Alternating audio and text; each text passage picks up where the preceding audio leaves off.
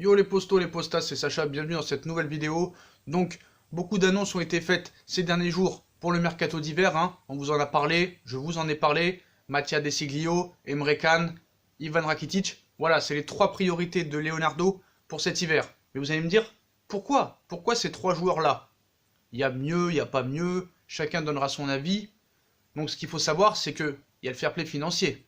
C'est le mercato d'hiver. Et le mercato d'hiver sert un petit peu à bricoler ce que tu n'as pas pu faire pour l'été. Voilà, c'est compliqué d'attirer de très gros joueurs au mercato d'hiver. Donc pourquoi ces trois-là et pas d'autres? Pourquoi ces trois-là et pas d'autres? Donc on me dit, ouais, Emre Can c'est pas ouf, Rakitic il est sur la fin, De Sciglio est très très mauvais. On va voir ensemble vraiment si ça peut apporter quelque chose au Paris Saint-Germain. Mais en tout cas, tout ce qu'on peut vous dire, c'est que ces trois joueurs, je ne dis pas qu'ils vont arriver, mais c'est les trois priorités de Leonardo cet hiver. Donc voilà. Et ce qui est bien avec ces trois joueurs-là, c'est qu'ils peuvent jouer à plusieurs postes. Ils sont polyvalents. Surtout Emre Can, on va en revenir. Donc déjà, est-ce que ces trois transferts sont possibles? Oui. Voilà. Déjà. En premier lieu, on va parler de De Sciglio. De Sciglio, donc certes, il a eu beaucoup de blessures, il joue pas très souvent avec la Juve. Ça vaut 10 millions d'euros. Donc, les bonnes et mauvaises raisons de prendre De Sciglio. On va commencer par les mauvaises. Les mauvaises, c'est que c'est un joueur qui se blesse souvent. Et le problème au Paris Saint-Germain, c'est qu'il y a beaucoup de joueurs qui se blessent aussi souvent. Donc à la Juve, apparemment, ça travaille mieux qu'au Paris Saint-Germain, d'après ce qu'on entend. Mais voilà, on n'a pas besoin d'un éclopé en plus, avec tout ce qu'on se trimballe depuis le début de saison. À part un ou deux joueurs, tout le monde a été blessé.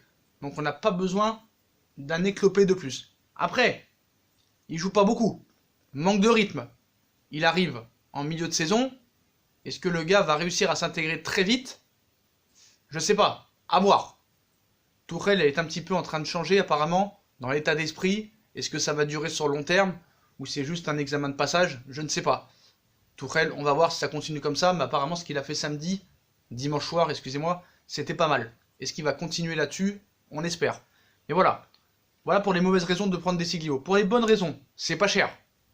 C'est pas cher. 10 millions d'euros, c'est cadeau. C'est cadeau. Deuxième bonne raison, il peut jouer latéral droit comme latéral gauche.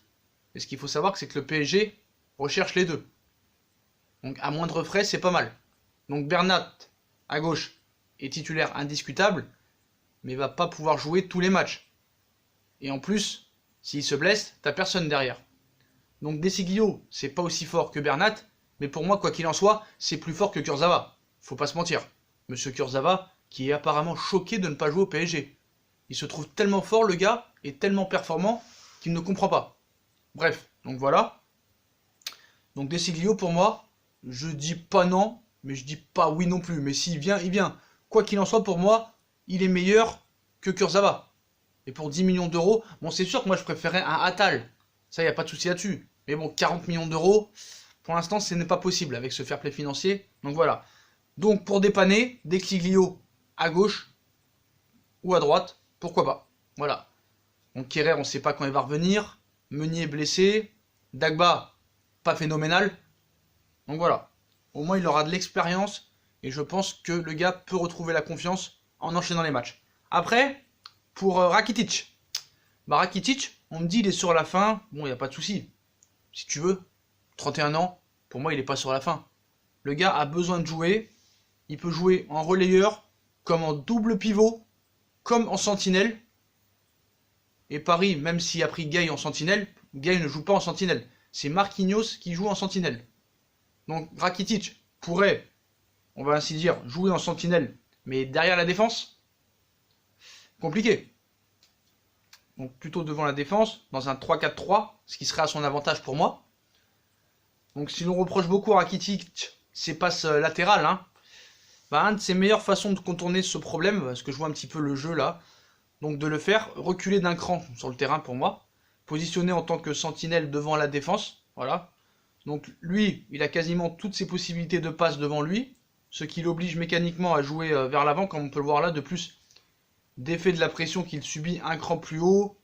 Il peut aussi utiliser son jeu long face à une défense adverse ou une attaque très regroupée qui défend ensemble. Donc le souci, c'est que là encore, Ivan a tendance à prendre sa dizaine de mètres de recul, un peu comme Draxler, c'est ça qui me fait peur. Et c'était criant face la dernière fois, je sais plus contre qui, contre Prague ou je sais plus quand, où il a passé toute la première période en tant que à reculer, reculer, reculer. Donc on a déjà ça avec Draxler. Hein.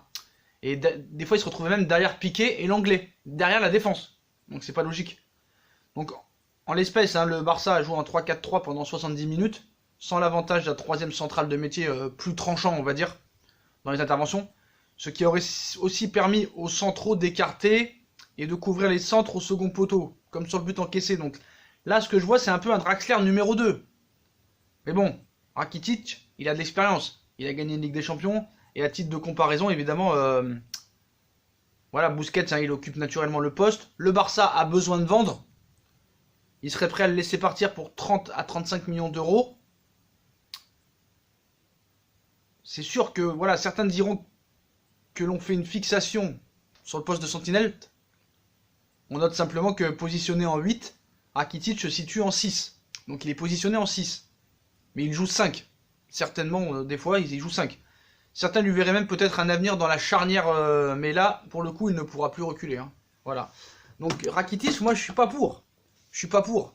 C'est un gars qui va pas vers l'avant, qui recule beaucoup, qui arrive pas à jouer devant. Donc moi, je pense que ce serait pas une bonne recrue pour le Paris Saint-Germain. Certes, il pourrait amener son expérience, il pourrait retrouver sa qualité de jeu en jouant, en enchaînant les matchs, mais voilà, pour moi, c'est encore un second couteau. C'est un second couteau. Mais voilà, apparemment, il y aura un accord avec le Barça. Lui voudrait venir au Paris Saint-Germain, mais voilà. Je pense que dans le jeu, ça apporterait pas de ouf. Ça apporterait pas de ouf. On a déjà ce genre de joueur avec Draxler. Donc voilà, si lui, il vient, faudra vendre Draxler. Mais moi, je préfère garder un Draxler plutôt qu'un Rakitic, parce que Draxler, je suis sûr que si tu lui dis de bouger son cul, le gars peut devenir très très bon.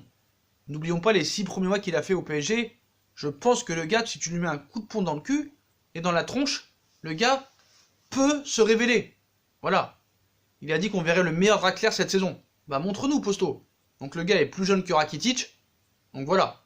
Alors si tu fais venir Rakitic, il faudra vendre Draxler, quoi qu'il en soit. Et ça va être compliqué parce que lui veut prolonger. Donc lui ne voudra pas partir avec le salaire qui se traîne, ça c'est sûr et certain.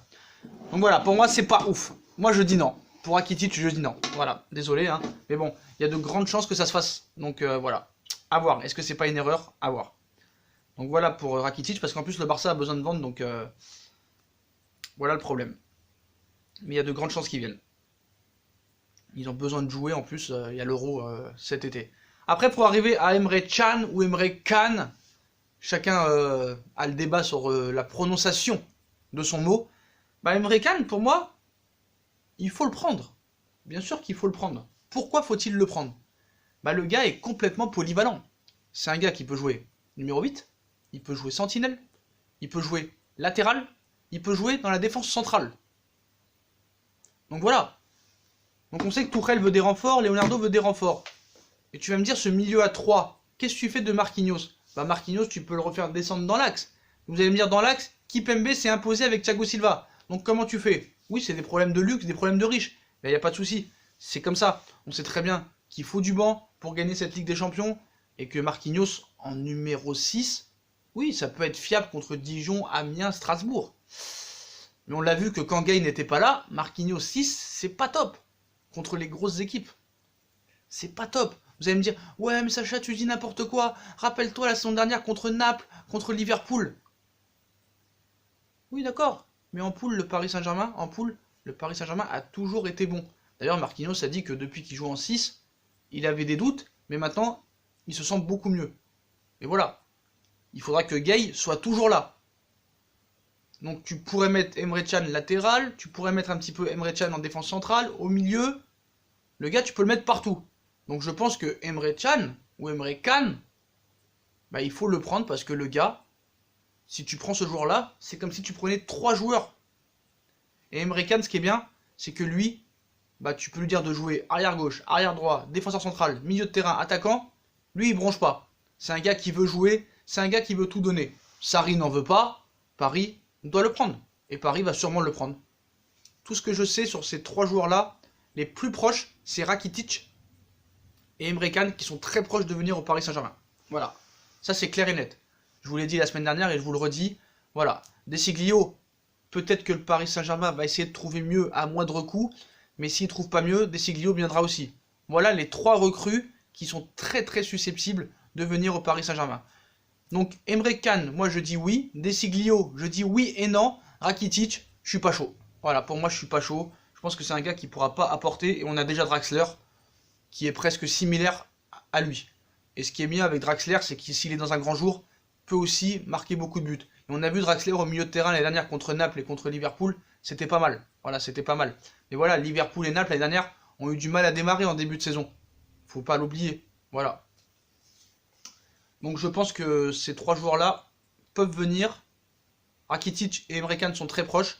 Mais pour moi, le meilleur des 3 à prendre, et qu'on doit prendre absolument, c'est Can. Voilà. Parce que le gars est complètement polyvalent et performant. Voilà, je suis désolé.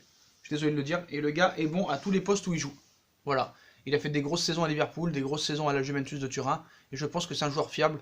Et je pense que ça pourrait être un prêt en 1 an et demi. On sait que Leonardo arrive toujours à faire des choses extraordinaires.